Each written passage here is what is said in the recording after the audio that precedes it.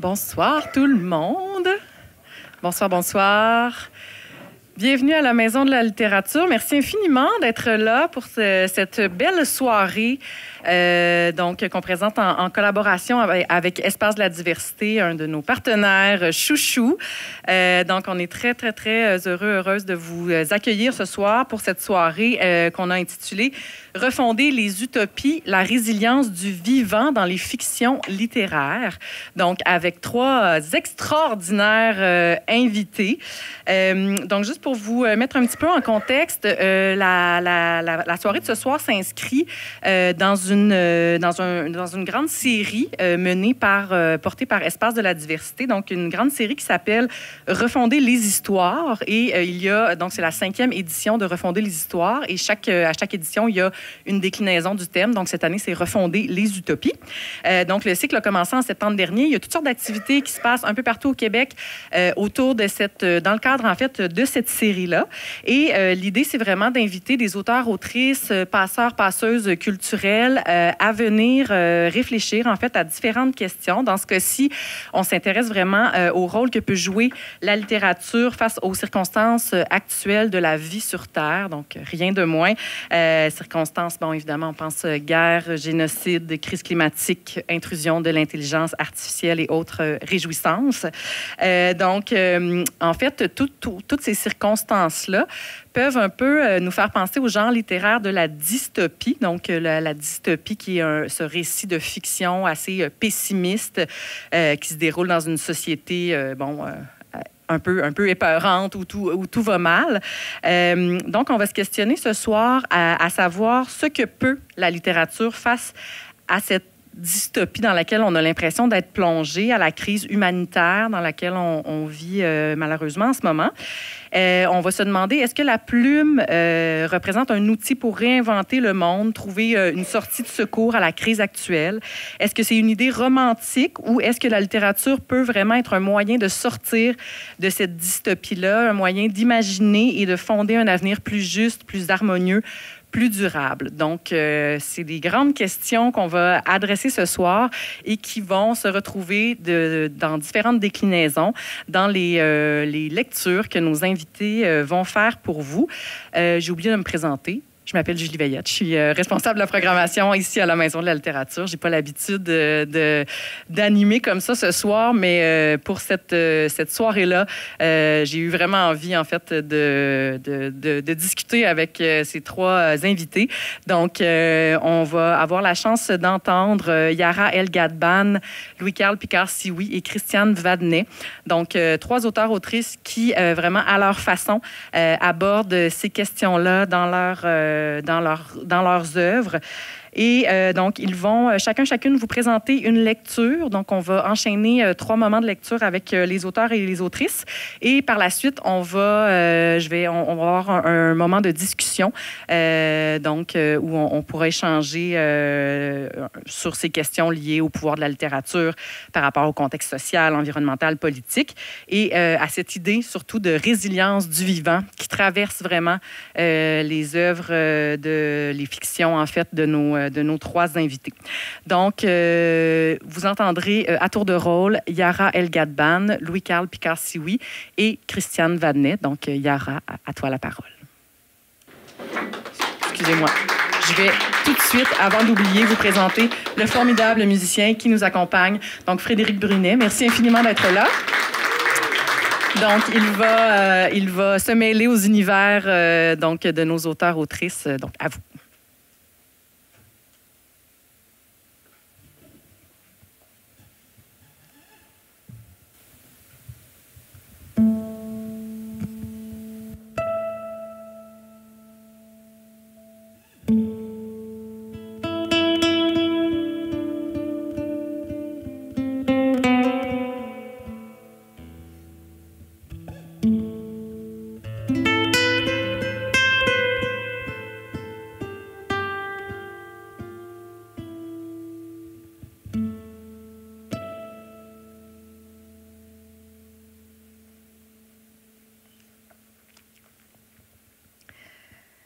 Amana s'accroupit, passe délicatement les doigts parmi les pouces charnus, palpe les tiges vertes et pose les lèvres sur les fleurs roses.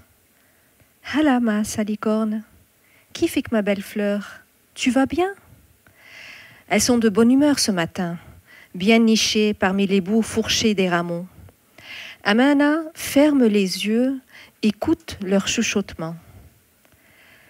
Va-t-elle nous arracher? Va-t-elle nous laisser tranquilles encore une journée? Allons-nous mourir et renaître ailleurs? Qui parmi nous finira dans une assiette? Lesquels de nos pouces marinera dans un bocal cornichon de mer? Comme elle aime les entendre parler, ces plantes que les humains ont crues muettes. Elles sont les poètes de la vallée. Je vous envie, vous savez. J'aurais aimé être une plante, enracinée, ne jamais avoir à me déplacer, m'adapter à tout ce que la vie et les vivants me jettent à la figure. Les vraies survivantes, c'est vous.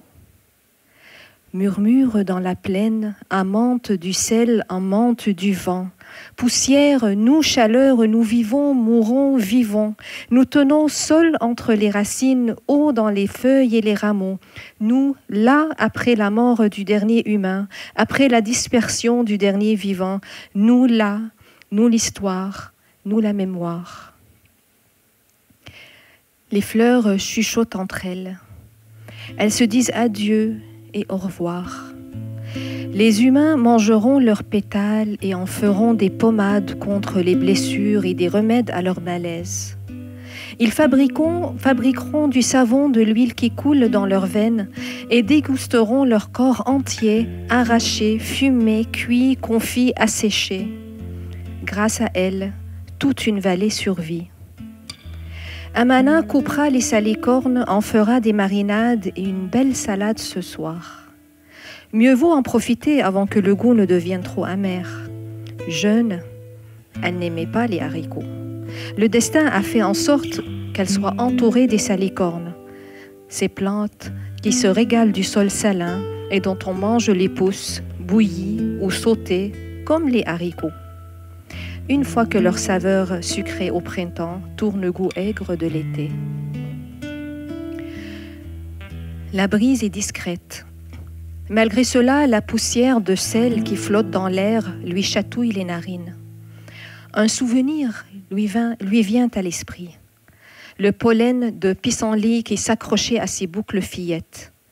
Elle entend dans le vent alcalin la voix de sa mère, la sommant de bien épousseter sa robe avant de rentrer à la maison. « Atchou! Mes allergies vont... Atchou!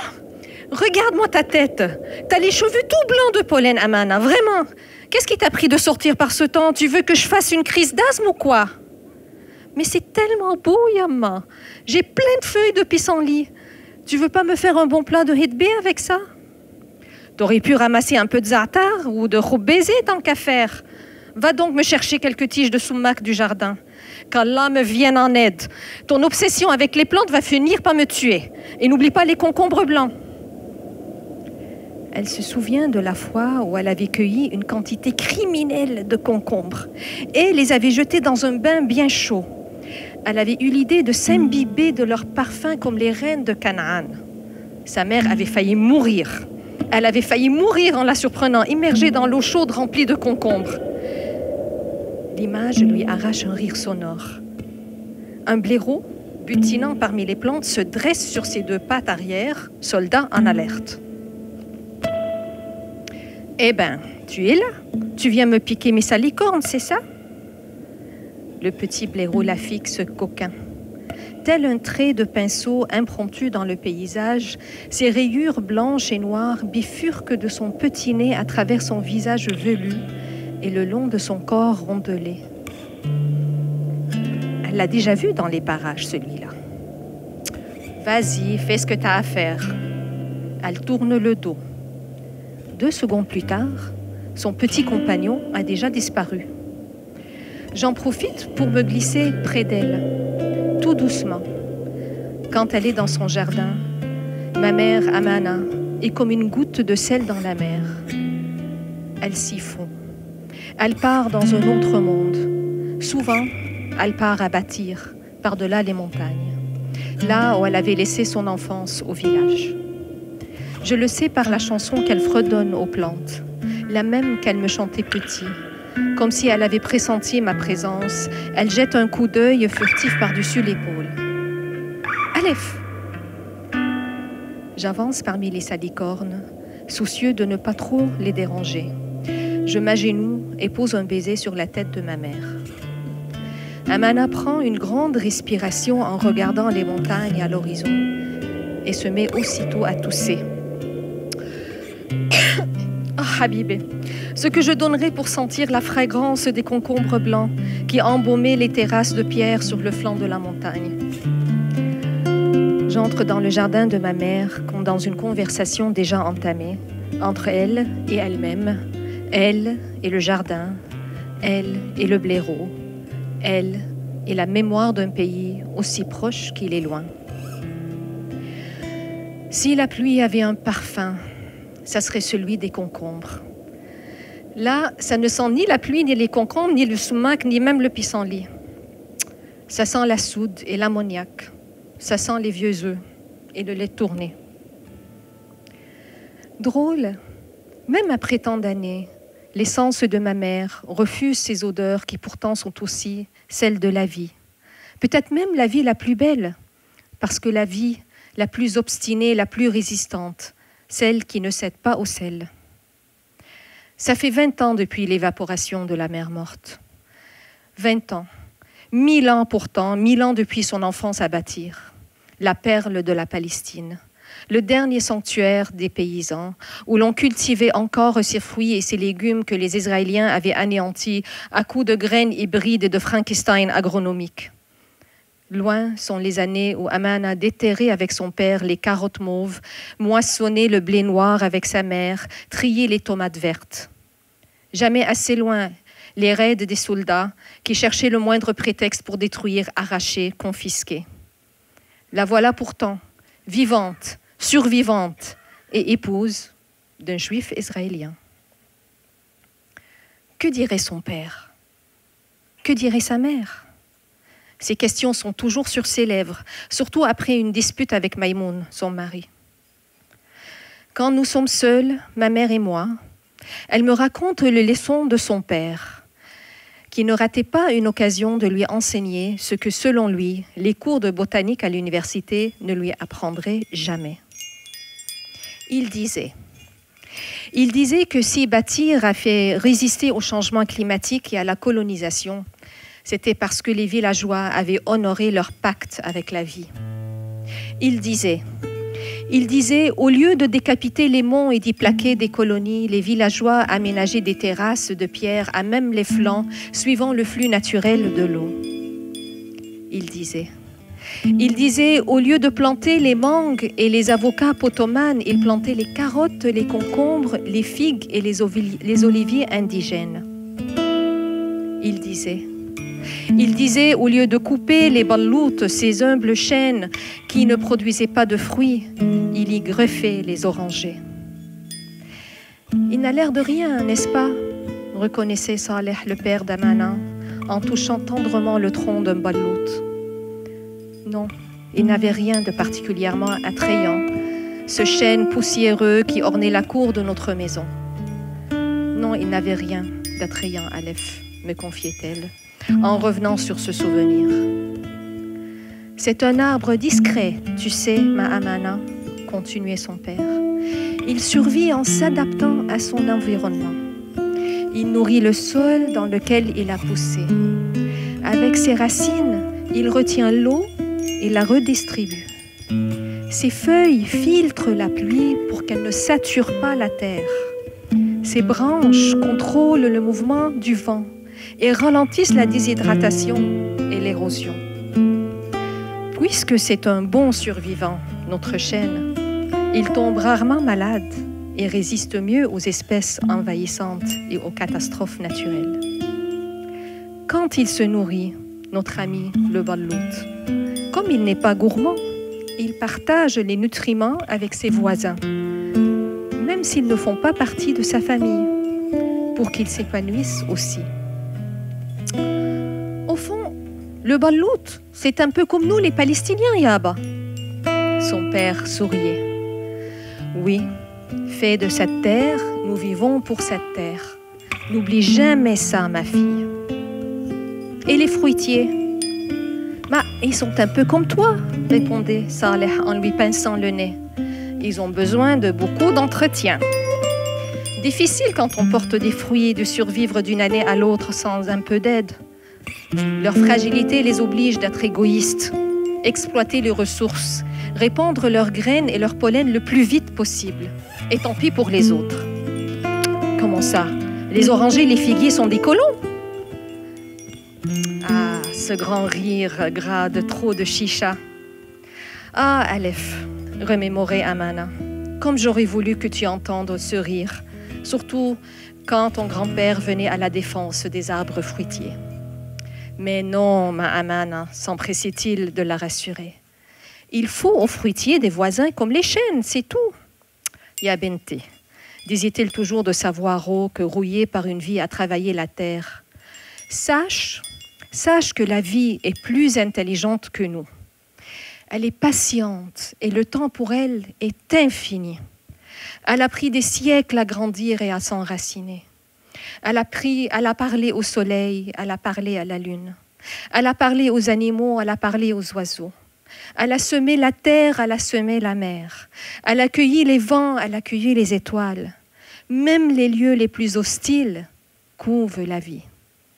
Il suffit de tendre l'oreille et de fermer les yeux.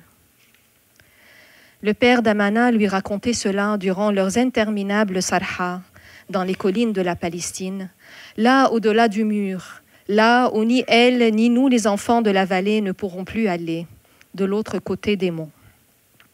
À Batir, la chaleur était une chaleur belle de montagne. À Batir, le soleil piquait la peau, mais dès que la sueur s'apprêtait à percoler, une brise soyeuse caressait le corps et l'enveloppait de fraîcheur. Il suffisait de quelques minutes à l'ombre d'un acacia, et ça y est. Ma mère fait de son mieux pour ne pas le montrer, mais je sais qu'elle se languit de ce temps, à la fois si proche et hors de portée. L'air des villes juchées sur les hauteurs de la Palestine, Ramallah, Jérusalem, Bethléem. Elle se languit des longues sarhas parmi les collines, errer et se laisser emporter par le plaisir de la marche, sans but, sans direction. Où est sarha? Lui demandait souvent sa mère, quand elle rêvassait et oubliait de râper les carottes. Elle me pose la même question à présent. À mes oreilles, le mot sarha ressemble drôlement à sihr, magie, car il y a quelque chose d'ensorcelant dans cette terre que ma mère conte et raconte. Magie de ses voix, des ancêtres, ses parents, mes grands-parents qui l'habitent. Par sa voix à elle, par leur voix, à travers elle, m'habite aussi la Palestine. Amana nous rappelle sans cesse notre chance, nous les enfants de la vallée. À notre âge, faire les sarhas était devenu pour elle quasiment impossible. Les errances au sein des collines sauvages, les promenades parmi les vergers, les soirées passées dans une grotte autour d'un feu à fêter sous le ciel étoilé. Ces flâneries finissaient au bout d'une clôture gardée par un soldat israélien ou par la face-à-face avec un colon armé qui les arrosait, elle et son père, d'insultes et de menaces. Combien de nuits blanches à veiller sur les oliviers? Combien de crachats de colons reçus au visage? Combien de jours sans eau, sans électricité, les citronniers assoiffés, alors que le colon à côté vampirisait les pluies, remplissait sa piscine et arrosait les avocats.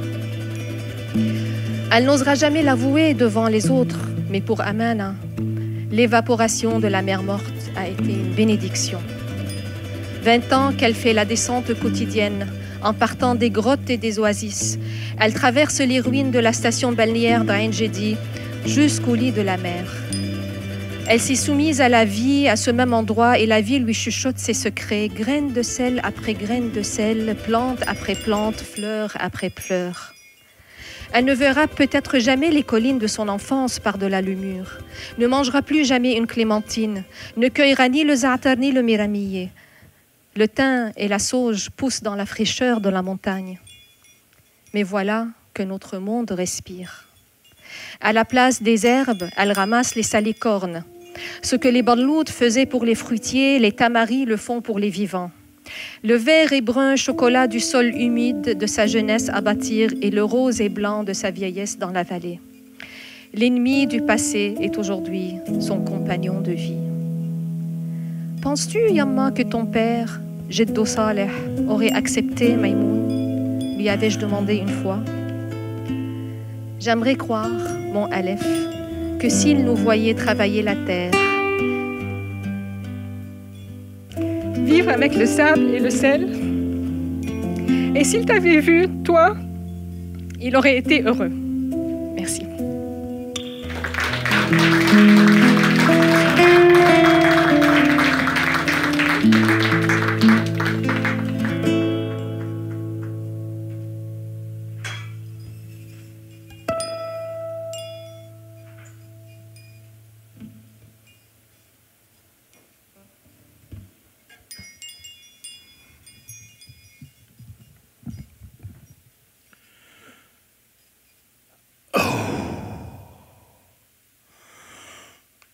Oh, wow! Tabarnak! Plus de mal qui me tiraille les entrailles. Plus d'étau qui m'écrase la conscience. J'ai ni chaud ni frette, ni faim ni soif. Je suis bien. Libéré de mes angoisses, du poids du monde, mes hantises de fond de réserve, de la tension sexuelle qui te picote la prostate. Libéré de tout, absolument tout. Clean state, out of factory state. Vierge comme l'innocence du noix qui passe son chemin. Je sais pas ce que le vieux m'a fait boire, mais c'était du bon, c'est certain. J'ose pas bouger de peur que ça s'arrête. L'extase de la pesanteur, la sérénité du vide.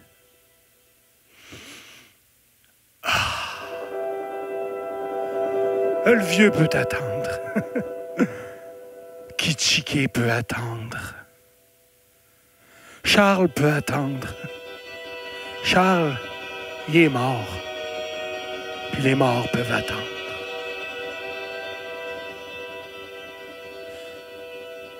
Sauf quand ils sont pris. Quand ils sont pris, ils s'énervent, ça a l'air.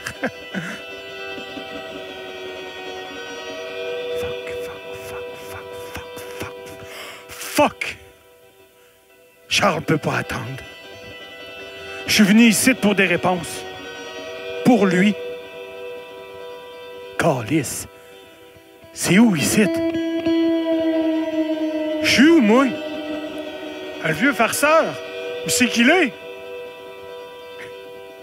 Je veux pas interrompre ton premier coït gravitationnel, mon Pete, mais quand tu seras prêt, ouvre donc avec un œil.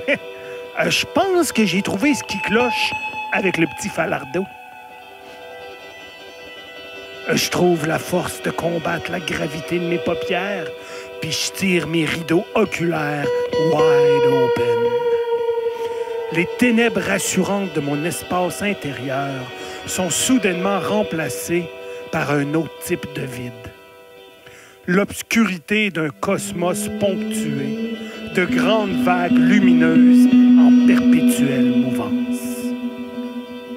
Par réflexe, je baisse la tête pour chercher le sol, mais j'aurais pas dû parce que je me rends compte qu'il n'y en a pas. Puis évidemment, dans la pesanteur du vide, mon mouvement périclite en tournade. Oh! Fuck! J'agite les mains pour essayer de me raccrocher à quelque chose, mais comme de raison, il n'y a rien. Aucun moyen d'arrêter la spirale, puis pendant que je suis là, à imiter un foutu fidget spinner au cœur de nulle part, je constate l'étendue du dit nulle part. Une nuit incandescente sans fin, emblavé de petites bulles multicolores popant au loin. Une main sur mon épaule vient freiner le mouvement, stabiliser ma position. Le vieil ivrogne flotte à mes côtés. Il me sourit à pleine gencive, ses grands yeux noirs empreints d'une intensité enfantine déconcertante. Puis dans le reflet de ses yeux immenses, une myriade de couleurs. Je suis plus stone que je pensais. Attention au mouvement brut, mon gars! Les règles de la géométrie sont différentes ici, tu sais. Ça prend un moment avant de pouvoir bouger comme on veut. Calisse, Noé! Où c'est qu'on est? Le vieux hésite. Il me cache quelque chose, c'est certain. Je le connais assez pour savoir qu'il est pas méchant, juste un peu débile. N'empêche, il me ferait pas de mal. Je veux dire, il y a eu en masse d'occasions, puis c'est jamais arrivé. Il n'y a pas de réponse facile à ta question, mon Pete. Je te dirais juste qu'on est exactement où on a besoin d'être pour résoudre ton mystère. Puis de le faire, ni vu, ni connu. Il lève le menton pour me faire signe de regarder derrière. Je tourne lentement la tête, tout en prenant soin de lui agripper l'épaule, évidemment. Puis là, direct devant moi, je vois une bulle. Une grosse bulle aux couleurs mouvantes, de la taille d'un ballon de plage. Sa paroi semble mince et translucide. Des vagues presque imperceptibles animent sa membrane. J'ai jamais rien vu de tel, puis mon wetware non plus. Mais bon, j'ai jamais bu de sagamité passé date non plus, fait que c'est pas surprenant. Après un moment à fixer la patente, mon cerveau s'ajuste, puis j'ai l'impression que c'est un écran. Cliss. La bulle, c'est comme un fucking écran LCD, mais sphérique puis ondulant. Que c'est ça? Pis, tu vois mon problème, mon Pete? Tu vois-tu le problème, mon Pete? Chris. Non, Pete, il voit pas le problème. Pete, il comprend même pas ce que voient ses yeux. OK, Wabush, concentre-toi un peu. Force-toi. Je fixe la bulle à nouveau. Un instant de plus. Puis un autre. Puis après une éternité qui passe en coups de vent, mon cerveau finit par faire sens des signaux. C'est notre système solaire. La Terre. L'Amérique du Nord d'une vue satellite. Sans y toucher, Noé allonge les doigts puis fait un mouvement de pincement inversé à la surface de la bulle. L'image fait un zoom vers l'avant. On ne voit plus que Kitchike, vu des airs. Et au cœur du village, une ombre qui déambule. Une ombre au contour bleuté, pixelisé. C'est lui, Charles-Paul Falardeau. Mais j'ai aucune idée de ce que ça veut dire, si seulement ça veut dire quoi que ce soit. Fait que j'implore Noé de m'éclairer. Ça, mon Pete, c'est ce qu'on appelle la passe sur Nord. Ton chum Charles, il est pas à sa place. Je sais pas pourquoi je m'attends encore à quelque chose d'intelligent venant du vieux, mais là, je perds patience. C'est plus fort que moi, j'ose le ton d'un cran. Je le sais bien qu'il est pas à sa place. C'est un fantôme, tabarnak! Oublie tes repères, qui me répond, sans lever le ton. Ton Charles, il a jamais été de Kitchike. C'est un ajout manuel. Il est pas à sa place. Elle ne sait pas à quoi il joue, mais il commence à m'agacer sérieusement. Je le ressens physiquement, dans le fond de mon estomac. Je crois pas à grand-chose, mais s'il y a une chose que tout le monde sait à Kitchike, c'est que tu parles pas des morts impunément. Puis, faut pas me prendre pour un cave non plus, hein? Je le connais depuis la tendre enfance, le morveux de Falardeau. Je prends une grande respiration par le nez, puis je me concentre à nouveau sur la bulle univers. Puis je réalise que j'étais à côté de la traque. C'est pas vraiment un écran. Juste une membrane translucide sur laquelle est projetée une image à partir d'un point fixe au centre de la boule. Un peu comme les ampoules de Noël cheap qui se prennent pour des boules disco. Je me concentre davantage, puis je constate que c'est pas une diffusion en direct non plus. Je peux y voir toutes les époques, toutes les temporalités. Le temps comme l'espace sont juste des effets secondaires de la projection. Je sens ma conscience s'élever puis se répandre pendant que mes yeux restent scotchés à l'écran, incapables de vaincre le sort.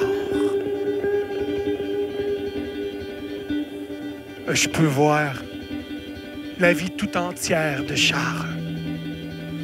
Quand Steph l'a dompé, la naissance de Ben, Eliane qui lui arrache le petit, chaque nouvelle flamme, chaque peine d'amour, chaque boss qui a vaincu au Nintendo, chaque course à bicycle, chaque job qui a lâché, chacun de ces moments de gloire, puis chacun de ces trébuchements jusqu'au jour fatal.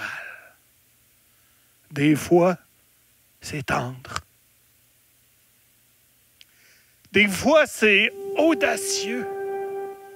Puis des fois, c'est moins beau.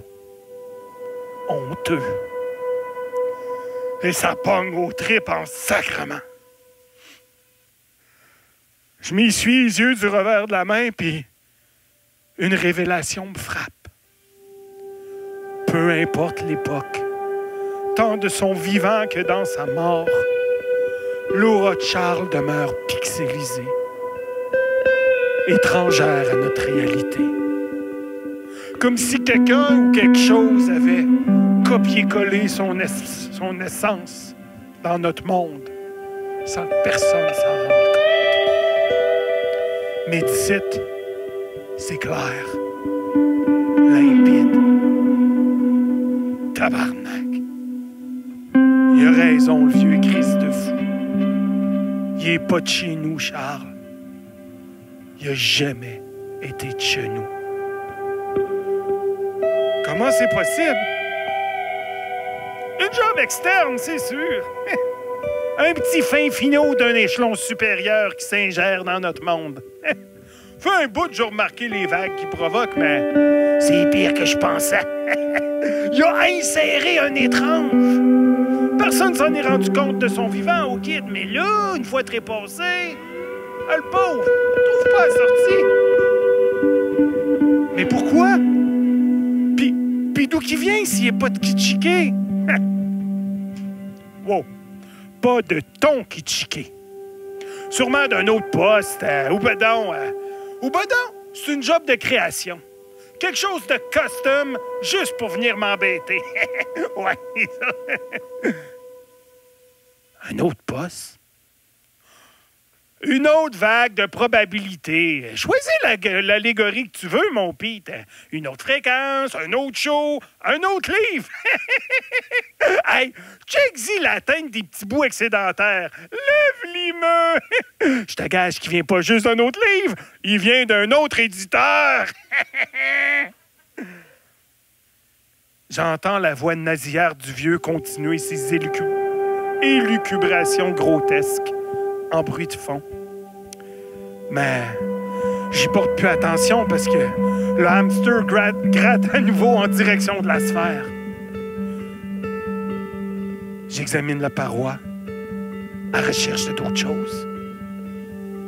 J'y vois l'Amérique du Nord, la belle province, Kitchiké, la cambuse du vieux Noé.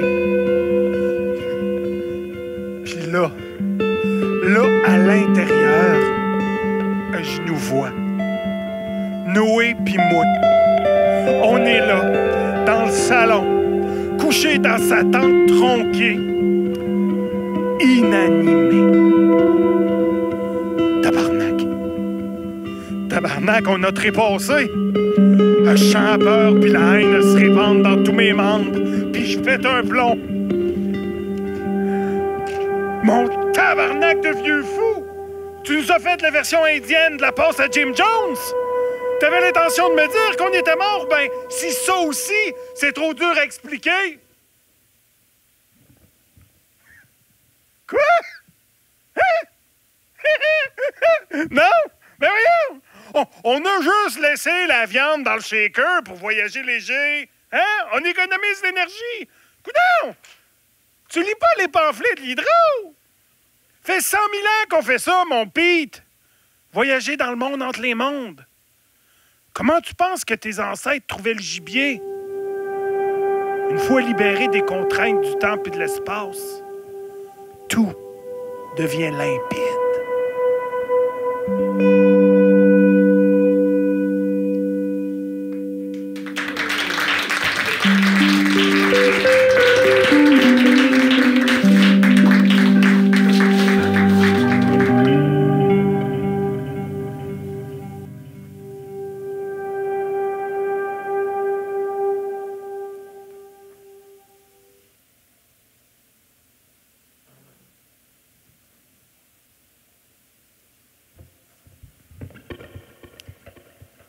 Nous apprenons à l'école que le ciel de la Terre, du Jurassique jusqu'au début de l'Anthropocène, grouillait d'oiseaux. Des images anciennes dépeignent des volées de mouettes au bord des océans, des villes hantées par les corneilles, des colonies de flamants roses rasant telles des hordes de drones, les eaux chaudes de la Floride. La chute des oiseaux a été pour nos ancêtres le premier présage de la transformation de cette planète. La disparition de la vie faune est aujourd'hui attestée dans la majeure partie des zones géographiques, entraînant avec elle la perte d'un patrimoine génétique et culturel inestimable qui rassemble pêle-mêle les formes archaïques du chant, le mythe d'Icare et ses déclinaisons les plus récentes dans les œuvres de réalité virtuelle. Or, des traces, ici et là, laissent croire à l'existence de populations résistantes. J'ai traqué ces preuves toute ma carrière afin de contrer la théorie d'une éradication complète des espèces aviaires. De toutes les aventures que j'ai vécues ce faisant, aucune n'est plus belle, étrange et éloquente que l'histoire de Sarah Jones.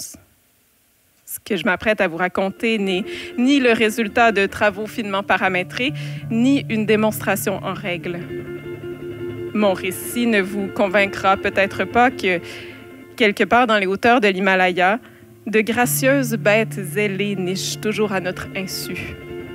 Mais si vous accordez une once de crédit à ce témoignage, il vous démontrera l'importance de la recherche ornithologique dans une société qui a depuis trop longtemps cessé de questionner l'intangible.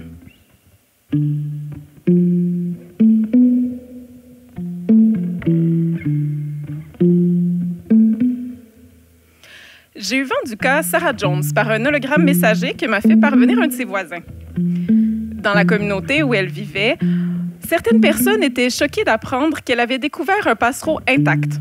Entendez bien, le corps d'un passereau préservé au-delà de la mort, qu'elle refusait de remettre à la science.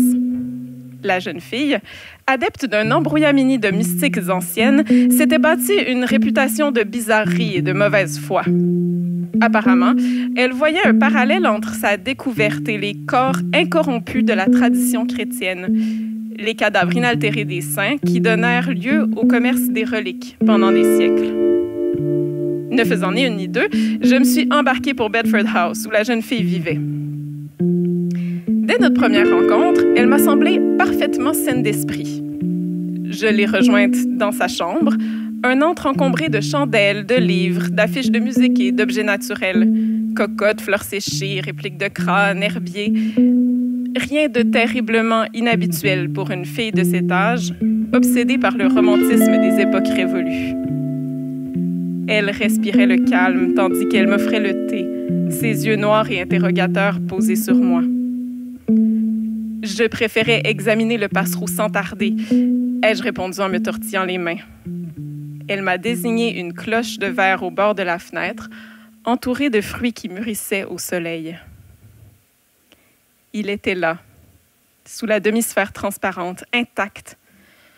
Une déchirure magnifique dans le cours du temps que l'après-midi faisait scintiller d'un éclat métallique.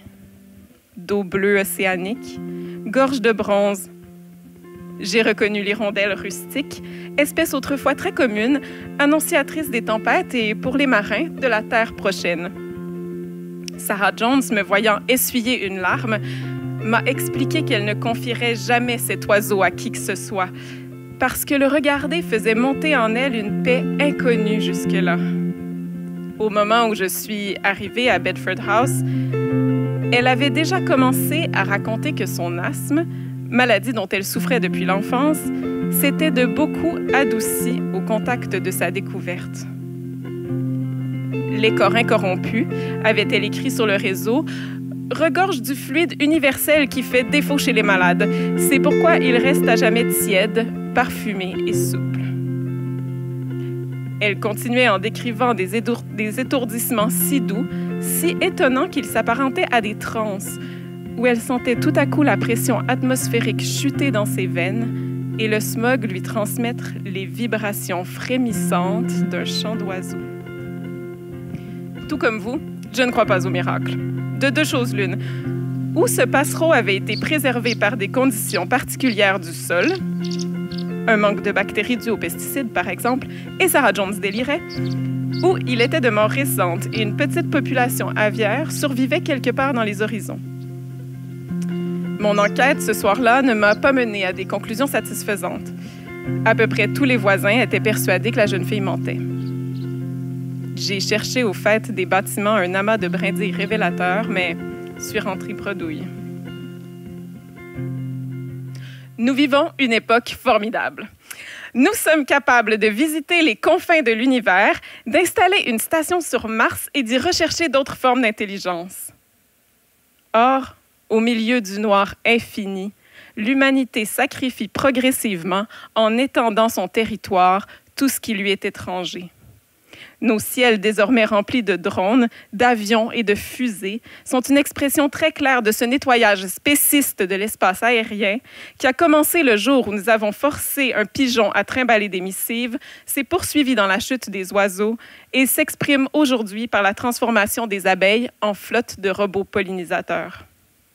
Nous cherchons encore l'altérité dans les étoiles, alors qu'elles subsistent à grand-peine juste là, sous nos yeux, dans les forêts, au fond des océans et, je le crois, dans les hauteurs de l'atmosphère. Les idées que j'exprime ne sont pas nouvelles. Elles circulaient déjà assez largement dès le 20e siècle. J'ai cru qu'en discutant de cela avec Sarah Jones, en lui démontrant la convergence de nos points de vue, je pourrais accéder au passereau. Mais c'était peine perdue. Au bout de 48 heures de suppliques, la jeune fille refusait toujours de me laisser ponctionner, ne serait-ce qu'une plume de sa trouvaille. « Ne voyais-je pas, me demandait-elle, tout le bien que cet oiseau lui faisait, le calme et la santé que son contact induisait? Au nom d'une science désincarnée et technophile, j'oserais lui enlever cela. Et puis, qui disait que les hirondelles cachées ne souhaitaient pas le rester, avait-elle souligné lourdement, puisqu'elle s'était manifestée à elle, mais pas à moi, qui faisait pourtant de grands efforts. Les heures filant, je n'ai eu d'autre choix que de procéder de manière peu orthodoxe. Le vol du spécimen ne pouvait attendre que Sarah s'absente et j'ai décidé d'agir la nuit même. Après avoir écumé sans succès des sites de nid potentiels, j'ai parlé longuement à ses colocataires, puis trouvé un prétexte pour monter à sa chambre. J'ai ouvert la porte tout doucement, prête à m'infiltrer. Mais une odeur fleurie m'a aussitôt saisie à la gorge, une exhalaison sucrée de muguet et de trèfle, de champs fraîchement moissonnés, si forte qu'elle coupait le souffle. Pinçant mon nez, j'ai vite constaté, effaré, qu'à l'autre bout de la pièce, le passereau ne se trouvait plus sous la cloche de verre. Après un instant de panique, je l'ai vu où il devait être, bien sûr, serré contre la gorge de la dormeuse, luisant comme un bijou antique à la lumière du dehors. Paupières mi-closes, pas tout à fait endormie, Sarah y collait la pointe de son menton, comme pour y capter un flux, et pendant une seconde, il m'a semblé que l'aile irisée de l'oiseau frémissait en retour d'un battement délicat. M'entendant sursauter, Sarah a levé la tête. Elle a dû sentir l'ambition qui avait gagné mes muscles hésitants à se saisir du spécimen, car son visage est devenu dur comme de la fonte. Elle a froncé les sourcils, se questionnant sans doute sur la chose à faire. Mais cet instant a vite passé, et à ma grande horreur, elle a fourré le passereau dans sa bouche avec détermination. À peine une grimace l'a-t-elle fait tressaillir de dégoût ou d'étonnement, puis s'est levée, les deux mains sur le visage, avant de foncer vers les toilettes pour terminer le travail. Des larmes de rage me sont montées aux yeux, mais je n'allais pas me laisser abattre. Pendant que Sarah Jones se délectait de ce qui aurait pu devenir un portail vers des savoirs nouveaux, j'ai fouillé sa chambre. Sur sa table de travail, un vieux poste connecté au réseau était ouvert. Il m'a suffi d'enfiler le casque d'écoute de Sarah pour entendre ce qu'elle y avait déposé un peu plus tôt. Un enregistrement où on l'entendait dialoguer avec un chant lointain, selon toute vraisemblance, le gazouillement d'une hirondelle. De nombreux utilisateurs du réseau avaient commenté son envoi avec enthousiasme.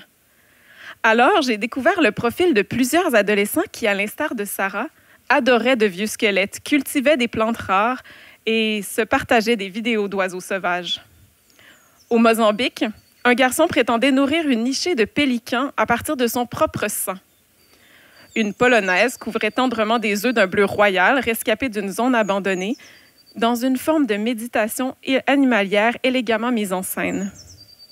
Un adolescent des banlieues de New York publiait régulièrement des photos de corbeaux plus effrayants que des rats d'égout. Là, devant moi, un vaste programme d'enquête qui nécessiterait des dizaines de voyages et des années de travail à analyser les preuves, à recueillir les témoignages, avec l'espoir d'arriver enfin à des résultats.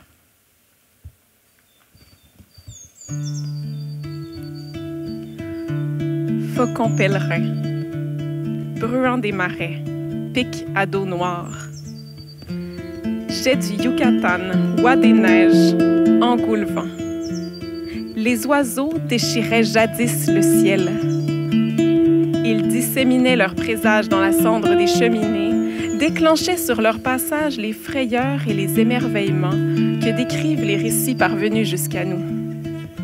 Si, année après année, je continue de pourchasser les spectres de ces bêtes fabuleuses, ce n'est pas seulement pour restaurer la biodiversité ou pour réparer les erreurs du passé. Elles ne le seront jamais.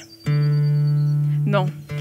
S'il m'arrive de dépouiller de leurs plumes ou de leurs œufs fétiches des adolescents rébarbatifs, c'est que je crois encore possible de réveiller, dans les tréfonds du cerveau humain, la lueur qui allumait autrefois la vie faune. Au cours de mes périples, il arrive que, ma tente plantée dans une zone abandonnée, je sorte d'un cauchemar croyant entendre le ululement d'une chouette à travers la toile. Alors, comme aux derniers instants de la vie sauvage, je me dis, nous ne sommes pas seuls sur cette planète. Quelque chose d'autre palpite au milieu du noir.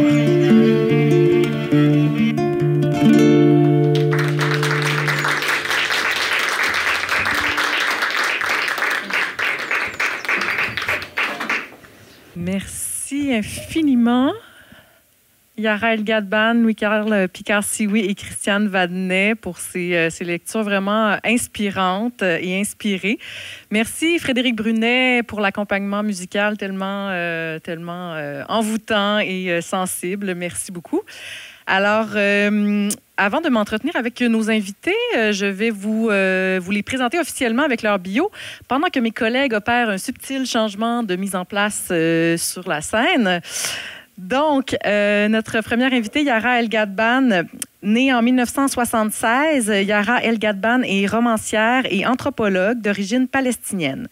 Ses livres racontent la vie des hommes, des femmes et des enfants qui, face à l'histoire, à la violence coloniale et à l'exil, rêvent de demain. Elle est l'autrice de 4 romans aux éditions Mémoire d'Encrier, dont le plus récent, La danse des flamants roses, dont elle vous a lu un extrait, paru en 2024, a remporté le prix Mare Nostrum dans la catégorie roman méditerranéen. Le roman est en liste pour le prix du 3e Poulpe pour la littérature du vivant.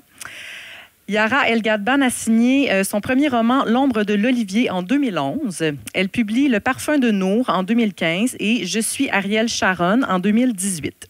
Elle reçoit pour ce dernier le prix de la diversité du Festival Métropolis Bleu en 2019. Je suis Ariel Sharon a été traduit en anglais, en arabe et en allemand. En 2021, elle co-signe avec Rodney Saint-Éloi l'essai Les racistes n'ont jamais vu la mer, finaliste au prix des libraires 2022. Yara El-Gadban est lauréate du prix Victor Martin Lynch Staunton du Conseil des arts du Canada en 2017 et elle vit à Montréal. Louis-Carl Picard-Sioui, originaire de Wendake, Louis-Carl Picard-Sioui est écrivain, poète, performeur et commissaire en arts visuels. Il est aussi cofondateur et directeur de Quiet Tongue, un OBNL entièrement dédié au développement et à la promotion de la littérature des Premières Nations. Depuis 2005, il a publié de nombreux ouvrages, tant en fiction, en jeunesse qu'en poésie. Son dernier recueil, Les visages de la Terre, a été finaliste au prix littéraire du gouverneur général en 2020, catégorie poésie. Il développe présentement différents projets dans son univers fictif de Kitchike, dont il vous a lu un extrait, et dont le plus récent, Le terre-plein de la destinée, paraîtra aux éditions Anénorak le 27 mai. Donc, il vous a lu un extrait d'Éveil à Kitchike, La saignée des possibles. Christiane Vadnet écrit de la fiction.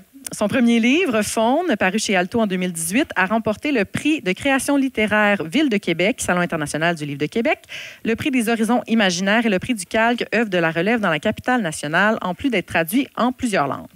Créatrice avec d'autres artistes d'œuvres interdisciplinaires, Christiane Vadnet monte aussi régulièrement sur scène au Québec, au Canada et en Europe.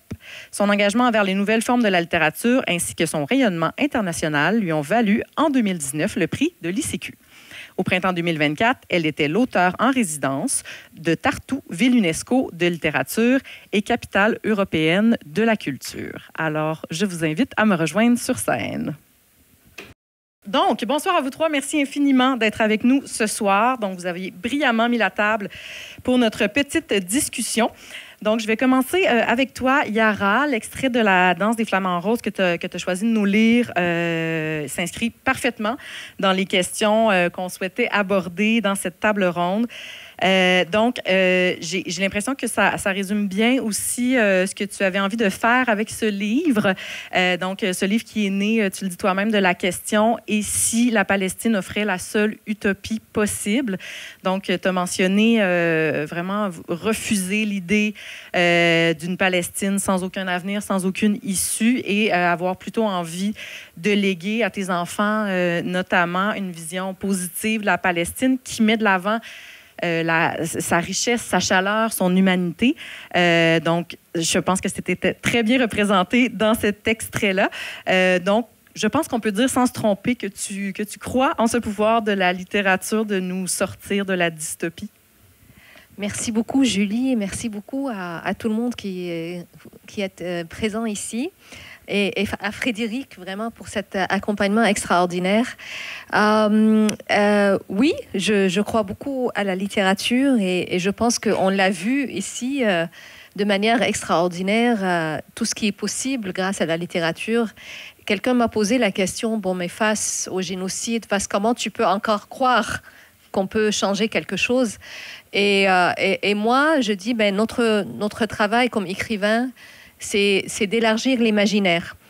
Parce que ce que la guerre fait, ce que les politiciens font, c'est essayer de, en fait, censurer notre imaginaire et de réduire notre imaginaire pour qu'on croie qu'il n'y a aucune possibilité que ce qu'ils nous proposent. Et donc, je pense que ce qui est intéressant quand on écrit, c'est qu'on peut inventer le monde qu'on veut. Et déjà, l'acte de l'inventer, de l'imaginer, permet d'ouvrir des possibilités. Et c'est ça que j'ai essayé de faire dans ce roman. Que tu arrives très bien à faire, en fait, vraiment dans ce roman magnifique. Louis-Carl, dans ton cas, on était vraiment ailleurs. Donc, on est vraiment ailleurs avec l'univers de Kitchike. Kitchike, qui est une communauté inventée, mais qui représente des éléments qui sont assez près, parfois, de la réalité, si je ne m'abuse, mais avec une très belle touche de fantastique, réalisme magique selon les moments et avec toujours énormément d'humour, donc l'humour, le grand humour qui te caractérise si bien. Il y a un aspect assez critique dans tes œuvres, critique à la fois sociale, politique, environnementale, de différentes façons. Est-ce que la littérature est un peu ta forme d'engagement politique? Donc, est-ce que c'est ta façon de proposer des interprétations de ce qui fonctionne moins bien et aussi de ce qui fonctionne bien? Là, tu nommes aussi ça, mais est-ce que c'est ta façon de lancer des pistes, des avenues pour qu'on puisse se sortir un peu justement du marasme ambiant? Ben ouais.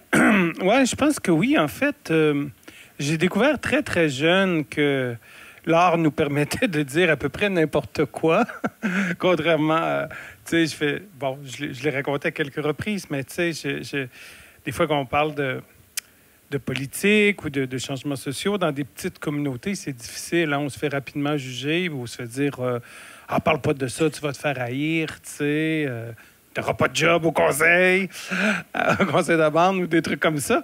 Alors que moi, avec mon ami Marjolaine McKenzie, on montait des pièces de théâtre, puis on louait à la salle communautaire, puis je disais tout ce que je pensais et même ce que je pensais pas.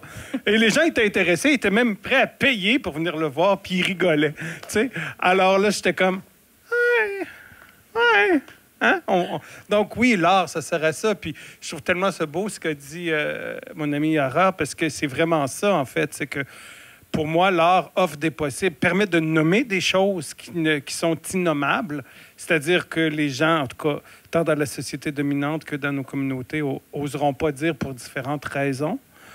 Donc, ça me permet de nommer des choses, mais aussi d'ouvrir des possibilités, tu sais. Et autant dans le positif que dans le négatif. Donc, ça permet aussi d'exorciser les craintes. Et je pense que, bon, dans les différents textes qu'on a entendus, on a bien des raisons de craindre, mais je pense qu'on a aussi beaucoup de raisons d'espérer. Oui, vraiment. Christiane, parle-nous un peu du texte que tu nous as livré. Donc, ce n'est pas tiré de tes 2 livres, Faune et L'île inventée. Ça te prendrait une 3e main, puis une plus grande table.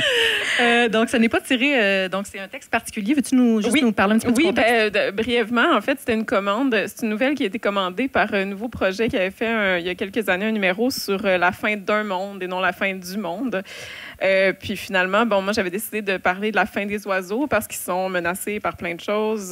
Bon, la perte d'habitat, les pesticides dans l'environnement, plein de choses. Bon, puis j'aime beaucoup les oiseaux dans mon univers littéraire, c'est très important. Et finalement, en écrivant ça, ben, je me suis rendu compte que je n'étais pas capable de parler de la fin de quelque chose sans parler d'un espèce d'autre début, que finalement, la fin n'était jamais vraiment la fin. Donc, c'est comme ça que je me suis mis à écrire cette texte. Bien, c'est ça, tu présentes justement à la fois dans ce texte-là les conséquences terribles qui nous pendent au bout du nez, si on veut, avec tout ce qui se passe, notamment beaucoup du côté environnemental dans ton cas, mais avec tout à quel point on s'occupe mal de notre planète, de notre faune, de notre flore. Merci, Michel. C'est vraiment gentil. Donc, c'est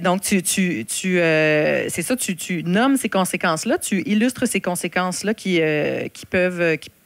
sont en train d'advenir, donc pas à ce point-là, mais donc il y a déjà vraiment extinction d'espèces, donc c'est déjà vraiment présent. Mais c'est ça, tu insuffles aussi une forme d'espoir avec l'idée, moi c'est ce que j'aime beaucoup avec ce texte-là, c'est l'idée qu'il y aura probablement toujours des chercheurs, chercheuses, scientifiques, mais aussi artistes, citoyens, citoyennes, qui seront là pour vraiment vouloir sauver ce qui reste de vivant. Donc, s'accrocher à cette résilience du vivant, donc qui anime notre panel d'invités aujourd'hui. Donc, ça se trouve dans toutes vos œuvres, mais moi, je pense que c'est vraiment ça, c'est la résilience du vivant qui est mise de l'avant dans cet extrait-là, là.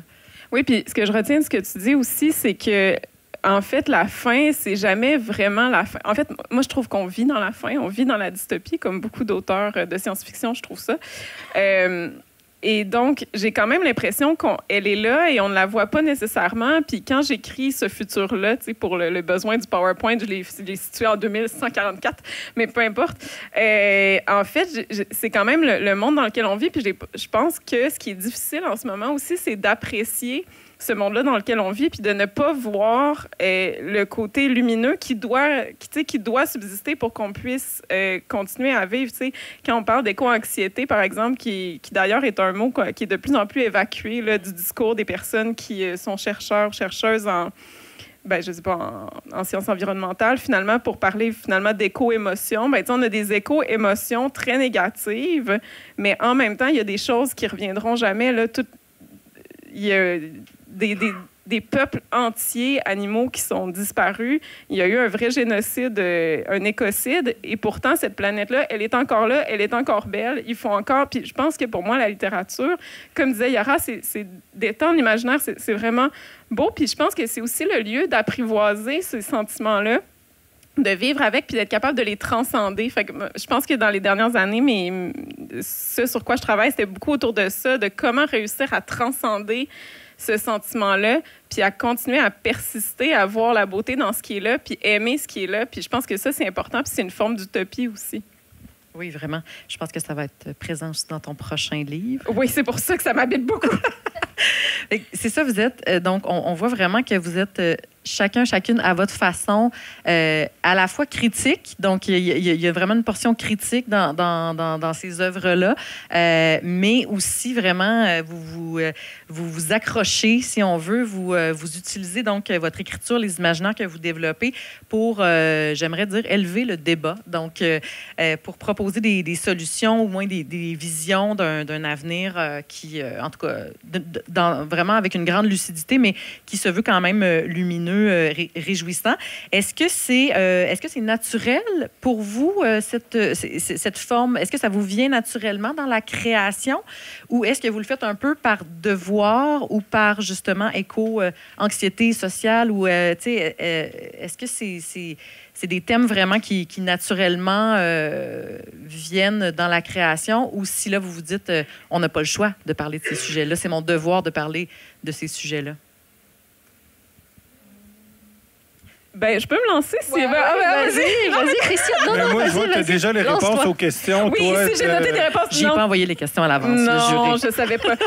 Non, mais ce que j'allais dire, c'est que, en fait, ce que je trouve difficile dans ce mandat-là, si on veut décrire en ayant des valeurs ou en portant ou en ayant certains messages, puis je pense que mes collègues auront sans doute encore plus de choses à dire là-dessus que moi, c'est que, une bonne histoire, c'est pas toujours une histoire... qui dit exactement ce qu'on veut dire. Par exemple, quand j'ai écrit L'Inventé, on m'avait commandé une utopie, vraiment. C'était ça le mandat, puis on m'a fait lire toutes sortes... on m'a fait lire. On m'a donné en référence plein d'utopies, dont un truc qui s'appelle Ecotopia, qui est très mythique. Dans les années 70, c'est un journaliste qui va dans San Francisco, qui est devenu comme... Et, bref, je vous épargne ça, c'est plate. Je suis d'accord. Oui, parce que je devais le lire aussi pour mon roman, puis j'étais comme, qu'est-ce que c'est que ça? Mais c'est ça, une société idéale, c'est pas... Tu sais, je pense pas que c'est aux écrivains à la décrire. Moi, je suis pas la meilleure pour imaginer le meilleur système politique, pour imaginer... Je pense que là où il faut aller, c'est un peu dans les lieux de tension, un peu dans la... Essayer, c'est ça, tu sais, d'ouvrir l'imaginaire, de chercher... Puis moi, la distinction que je fais quand j'écris, en tout cas, c'est que j'écris ce que je veux. Puis ensuite... Quand vient le temps de publier, là, je me pose ces questions un peu plus morales, là, si on veut. Je me dis, OK, est-ce que je suis prête à assumer que tel personnage représente telle chose, que ce livre-là peut être interprété de telle façon? Parce que je pense que quand on part avec l'idée, en tout cas, je sais pas pour vous, mais moi, quand je pars avec l'idée de dire un message, ça devient comme paralysant, tu sais. Puis j'arrive plus à à me laisser aller. Donc, je vois vraiment 2 phases dans le travail. Là. J'ai envie de rebondir parce que c'est drôle. Je trouve qu'on donne un peu trop comment dire, un peu trop d'intelligence aux auteurs. Parce que les gens pensent que, on maîtrise ce qu'on écrit, puis 2, que l'idée est très claire, puis qu'on suit un plan, puis c'est rare que ça se passe comme ça. Souvent, on a une idée un peu floue, puis on essaye d'attraper quelque chose, puis dès qu'on commence à écrire, ça devient autre chose, puis ça nous dépasse. Et les questions, un peu, que ce soit les questions éthiques ou morales ou d'actualité, en tout cas, c'est mon cas, je ne vais pas parler au nom de mes collègues, mais en fait, souvent, on n'est pas vraiment conscient qu'on baigne dedans. OK? Et puis, on écrit parce que, justement, on a plutôt d'autres motivations, souvent égoïstes, souvent parce qu'on a lu un auteur, on a lu une histoire et on est un peu obsédé par une thématique ou par... Et c'est une fois qu'on est très avancé, assez avancé, qu'on commence à réaliser que, ah zut, il y a des enjeux souterrains. Et puis là, ça devient, après ça, un travail un peu plus délibéré. Mais souvent, l'idée nous échappe, en fait. Et moi, ce qui est arrivé avec la danse des flamants roses, si je voulais être honnête, l'idée au départ, c'était pas d'écrire une utopie écologique, c'était pas du tout mon idée. L'idée, c'était de créer une société, en fait, dans laquelle j'ai envie de vivre. C'est aussi simple que ça. Et j'ai réalisé en commençant l'écriture que, en fait, cette société dans laquelle j'ai envie de vivre, eh ben, elle peut pas être dans une planète qui meurt. Donc, je me suis dit, mais c'est un peu un rêve un peu amputé si, voilà, j'ai ma société parfaite, mais je suis comme dans une bulle, puis autour de moi, tout est mort. Et donc, tranquillement, j'ai compris que cette utopie ne pouvait se faire qu'avec les vivants. Ça ne peut pas être simplement une affaire d'humain. Mais ça, c'est évidemment, c'est le travail de, justement...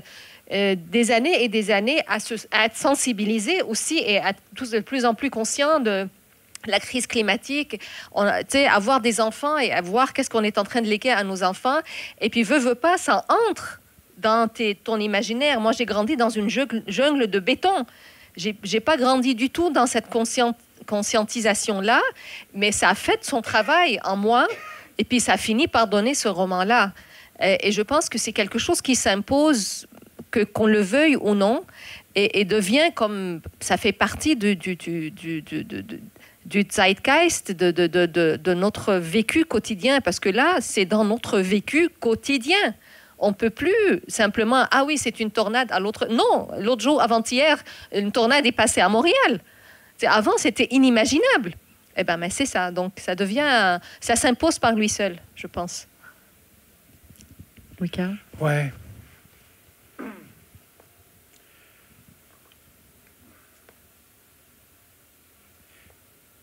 La fin du monde n'est pas nouvelle. Et c'est ça le problème, je pense, de l'humanité, et particulièrement de ce qui reste de l'Amérique du Nord, c'est qu'on a atterré la mémoire. Et moi, je trouve ça tellement beau, vous écoutez, mesdames, vous êtes tellement extraordinaires. C'est un privilège pour moi d'être ici avec ces autrices. Je vous dirais que quand tu as conscience de la langue, parce qu'on parle des oiseaux, moi, les arbres, ça me touche tellement, les arbres, les plantes. Je veux dire, il y a une femme qui connaît son jardin, ses champs. Pendant des millénaires, les femmes ici ont cultivé les champs. Aujourd'hui, on a du maïs fait en laboratoire avec Monsanto et tout ça, qui tue, on n'a plus d'abeilles, mais c'est terrible, en fait. Puis c'est comme, c'est nouveau, mais c'est pas nouveau. Il y a des milliers d'années, mes ancêtres ont chassé les mammouths à extinction. Pendant des générations, les gens ont vécu la famine. C'est-à-dire, on peut pas... Il y a une prise de conscience qui s'est faite, et ça, c'est pas... On peut croire que c'est la révélation, mais on peut aussi croire que c'est la science, c'est-à-dire l'apprentissage par nécessaire expérimentation. Et quand tu meurs de faim pendant des générations, je pense que tu en viens à conclure que c'est peut-être pas une bonne idée. Tu te rends compte que tes liens avec le règne animal, avec le règne végétal, sont tout aussi importants que tes liens avec les autres humains. Et qu'on est finalement un tissage. On est un tissage d'éléments. Et chez nous, quand on prie, c'est ce qu'on fait. On fait on rappelle chaque élément, la place de chaque élément. Chaque élément a sa place. Pas juste les humains, on commence par les humains parce que c'est important de se reconnaître entre nous quand on est comme en cercle. Bon, il y a un dance floor, là, mais sinon, on a quand même une espèce de cercle. Et on fait chacun des éléments. Et vous savez, quand je t'écoutais, Christiane, mon Dieu, que ça m'a touché aussi parce que chez nous, on croit à l'esprit de Urite. Encore récemment, on célébrait la Huachta, la cérémonie du printemps, basée sur le retour de Oranda, l'eau d'érable. Huachta, c'est l'érable, c'est le vrai nom, ici. Huachta. Et on célèbre Urite, c'est le maître. Dans les maîtres des animaux, chez nous, chez les Wendat, on a le maître des petits oiseaux. Parce qu'on a conscience que ces oiseaux-là dont Christiane parlait dans son texte, ont un rôle tellement important pour la suite du monde. Non seulement ils nous rendent heureux par leur gazouillis, qu'on peut utiliser les plumes pour toutes sortes de choses, mais avant tout, les petits oiseaux régénèrent la forêt. C'est eux qui mangent les petits fruits, les graines, et qu'ils échappent soit par leur fiente ou par leur bec, et qui permettent à la forêt de se régénérer sans cesse. Et Urite, vous savez, c'est quoi Urite? Presque. C'est la tourte. La tourte qui est l'animal qui a été chassé à extinction par les Euro-descendants en Amérique du Nord. On dit que les Canadiens français les chassaient, ils mangeaient ça. La tourtière, hein, ça vient de là. Ils les chassaient jusqu'à temps qu'il n'y en ait plus. Du côté états-unien ou anglophone aussi, là. Je ne vais pas mettre la faute sur le peuple. C'est généralisé, mais les Euro-descendants ont chassé la tourte à l'extinction. Alors que pour nous, c'est un des animaux les plus sacrés parce qu'il a un rôle particulier. Et encore aujourd'hui, l'esprit de la tourte continue à vivre parce qu'on l'a fait vivre. Il y a des chants, des danses sacrées. On continue à implorer Urite, même si sa forme physique n'est plus là. On en garde la souvenance. On la garde active. Et incidemment, j'ai lu à quelque part qu'il y a quelqu'un qui avait ressuscité une tourte. Là. Je ne sais pas si c'est vrai avec la science. Avec les loups de Game of Thrones, c'est ça? Ouais, c'est ça. Ouais, mais la tourte est sortie avant. Ouais. Mais est-ce que je peux réagir à ce que dit Louis-Carl? Parce que en réfléchissant à cette table ronde, je me disais, tu sais, finalement, les utopies, c'est un peu, bon, comme je vous disais, parfois un peu difficile, quoiqu'il y a des utopies très bien. Puis celle d'Ursula K. Le Guin, entre autres, mais je me rendais compte que... Je voulais un exemple, merci. Les dépossédés d'Ursula K. Le Guin. Voilà, excellent livre. Excellente. Elle appelle ça une utopie ambiguë. Mais ce que je voulais dire, c'est que finalement, le côté utopique dans la littérature, c'est un peu celui de redessiner notre paysage mental. Puis en t'écoutant, Louis-Carl, ce que je me rendais compte, c'est que puis je dis pas ça parce que je dis ça parce que je m'en rends compte maintenant, mais moi, des livres qui m'ont particulièrement qui ont particulièrement changé mon paysage mental, c'est les livres de Louis-Carl, justement parce qu'ils nous redessinent l'histoire. Tu nous redessines un peu ce qu'on prenait pour acquis, puis tu nous montres autre chose. Puis ça, c'est le pouvoir utopique de la littérature. Quand je vais dans des cégeps, là, j'arrête pas de leur dire, écoutez, moi, on me demande, ma littérature, es-tu engagée, es-tu pas engagée? J'ai dit, là, on va s'entendre. Toute littérature s'engage dans une posture politique. Si vous lisez un livre où il y a des gens qui vont en voiture, où on célèbre le mode de vie des riches, ou, tu sais, peu importe, c'est ancré dans l'idéologie dominante. Tous les livres ont cette posture politique-là. Il y en a juste qui y réfléchissent moins ou pour qui c'est moins important, puis d'autres qui s'en emparent puis qui décident d'étendre notre paysage mental. Puis ça, c'est pour moi le vrai pouvoir utopique de la littérature, c'est de faire une espèce de révolution intérieure qui est nécessaire pour être capable de progresser ensuite dans une révolution qui est plus tangible. Tu sais, je pense que c'est comme un peu l'étape 1, collectivement, mais individuellement, mais aussi collectivement, finalement. Puis c'est ça, tu sais, je t'écoute, Louis-Carl, puis c'est ça, tu redessines le paysage mental, puis c'est nécessaire, puis il faut qu'on l'ait dans, tu sais, beaucoup de livres pour qu'on puisse réussir à collectivement redessiner notre paysage mental, tu sais. Ben, je pense que c'est un peu ce que Yara disait aussi. Tu sais, le pouvoir de cette littérature-là, c'est ça, c'est d'offrir des possibilités que les médias, que les politiciens, que d'autres n'offriront pas. Alors qu'on a besoin collectivement de voir ces possibilités-là, puis d'apprendre, je ne sais pas si c'est de la sagesse à quelque part, mais au moins d'être capable de penser le monde autrement. Oui. Puis ça, c'est fondamental. Puis on en a tellement besoin. Tu sais, tu as énuméré tout ce qu'elle aime en commençant. Je ne vais pas le refaire, là. On a eu notre dose. On le sait bien. Mais on le sait qu'on a besoin d'être capable de penser le monde autrement, puis de se raccommoder aussi, de créer des liens, tu sais. Puis pour moi, ça, c'est fondamental. La littérature m'a amené beaucoup ça. Regardez en fait, les gens incroyables que ça m'a permis de rencontrer. Il y a une chose que l'on sait, c'est-à-dire que les humains ne peuvent pas créer ce qu'ils n'ont pas d'abord imaginé. Ça, c'est vraiment, c'est basique. C'est-à-dire que tant que tu ne l'as pas imaginé, tu ne pourras pas le créer, tu ne pourras pas l'inventer. Donc, il faut que ça commence. Et c'est là, je pense, où la littérature, l'art en général, pas seulement la littérature, mais l'art permet justement de créer. Quand on dit créer des possibles, c'est vraiment, c'est concret, là. C'est pas fantaisiste. Parce que c'est l'étape 1 avant de réaliser quelque chose. Il faut pouvoir l'imaginer. Ça, c'est notre capacité, ce qu'on appelle la capacité symbolique chez les humains. Ouais. Oui, puis de créer du désir aussi, c'est intéressant parce que je trouve que ça devient comme une très... Je trouve que quand on sait ça, puis quand on sait, par exemple, que plein de gens qui travaillent en technologie aujourd'hui ont pris leurs idées dans des livres de science-fiction, on prend garde, je trouve, à ce qu'on met dans nos livres, parce que... Apparemment, Elon Musk, il n'a fait que lire de la science-fiction, et puis il est en train de... Ça, en fait, on vit dans sa dystopie après avoir lu ou mal interprété un certain nombre de livres de science-fiction. Ben, moi, j'en reviens peut-être juste à mon ami Guy Sioui-Durand à propos, en parlant des artistes et des écrivains autochtones, il parlait de guerriers chamans de l'imaginaire. Et moi, c'est quelque chose qui me plaît beaucoup comme posture, c'est-à-dire que l'écrivain ou l'artiste va vraiment puiser dans le zeitgeist, va aller en communication avec l'esprit collectif ou d'autres esprits, puis ramener quelque chose, mais aussi va se battre, c'est-à-dire au niveau de l'engagement, quand on parle d'artiste engagé, par sa prise de position. En tout cas, moi, je le vois un peu comme ça, d'être capable de marquer l'imaginaire. Je trouve que l'imaginaire de l'île de la Grande Tortue a été effacé par des flots et des flots de migrants d'Europe et d'ailleurs. Et malheureusement, justement, pour moi, l'Apocalypse, c'est ce qui s'est passé à la chute du Wendake-Gouin en 1650. L'Apocalypse, aujourd'hui, c'est comme... C'est cyclique, l'Apocalypse. Hein? Je veux dire, c'est quelque chose de cyclique.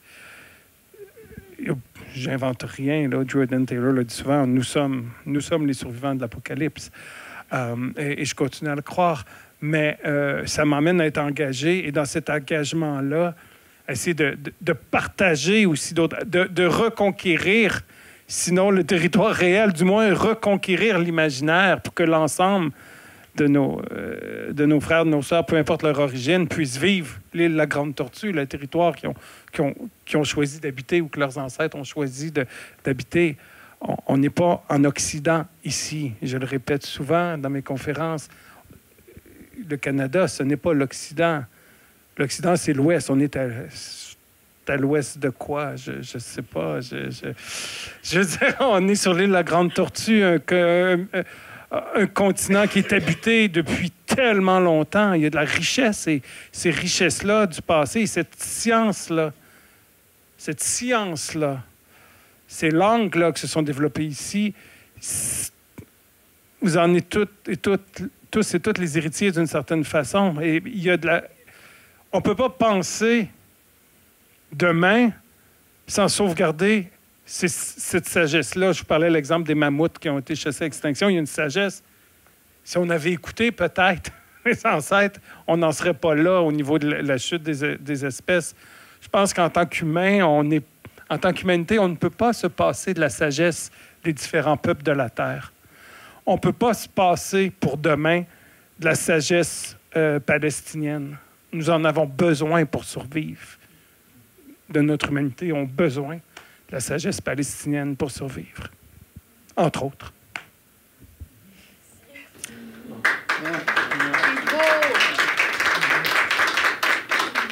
Je savais que j'aurais pas besoin de poser beaucoup de questions pour que vous soyez tellement inspirants puis que vous vous relanciez les uns les autres.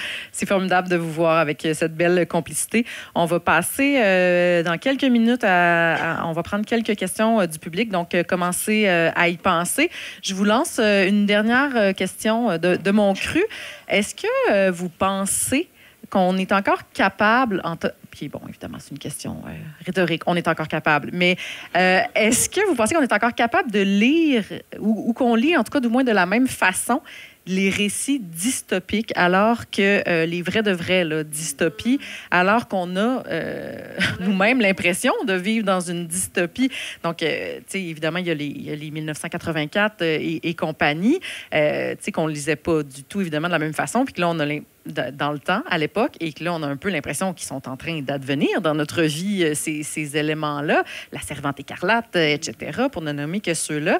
Est-ce que ça devient plus difficile d'apprécier ces récits dystopiques-là, ou si, au contraire, ça joue un peu le rôle je ne sais pas si vous-même, vous en lisez beaucoup, mais est-ce que vous avez l'impression que ça peut jouer un rôle cathartique, un peu de dire, bon, bien, il faut en parler, il faut l'adresser parce que, justement, ce sont des choses qui se passent un peu partout autour de nous. Ben, écoutez, je vais me relancer. Ben, moi, j'ai toujours cru à la nécessité de la dystopie. Je pense qu'on ne relit plus les dystopies de la même façon, puis ce ne sont pas nécessairement... Comment dire? Récemment, j'ai relu La Route de Cormac McCarthy, qui reste pour moi un des grands chefs-d'œuvre de notre siècle, si on veut. Autant l'écriture m'a toujours autant touchée, autant l'histoire a tellement percolé dans la culture que je trouve qu'on est rendu un peu ailleurs. Néanmoins, je crois qu'on a vraiment besoin de cette espèce de choc esthétique que crée la dystopie pour réfléchir ou apprivoiser certains sentiments, faire un certain deuil. Tu sais, moi, honnêtement, la Servante écarlate de Margaret Atwood, si vous avez vu ne serait-ce que la télésérie, il y a des moments où on se sent vraiment comme dans le monde d'aujourd'hui, puis où ça nous permet, on dirait, d'exorciser ça, cette espèce de sentiment d'horreur-là. Donc, il y a une espèce... Parfois, je pense, quand on est dans des événements littéraires ou tout ça, on est beaucoup dans un moment où les gens ont besoin de positif, puis je pense que c'est bien, puis je pense qu'on a besoin d'une littérature positive qui imagine des possibles, mais je pense qu'on a aussi besoin quand même du choc esthétique horrifique. En tout cas, moi, j'en ai besoin. Je sais pas les autres, là. Non, je suis d'accord. Je pense que parfois, quand on est en train de vivre l'horreur, on cherche du sens aussi. Et il y a quelque chose de bizarrement rassurant à essayer de comprendre d'où vient cette horreur. Et c'est drôle parce que j'ai l'impression qu'on est en train de lire les mêmes livres en même temps.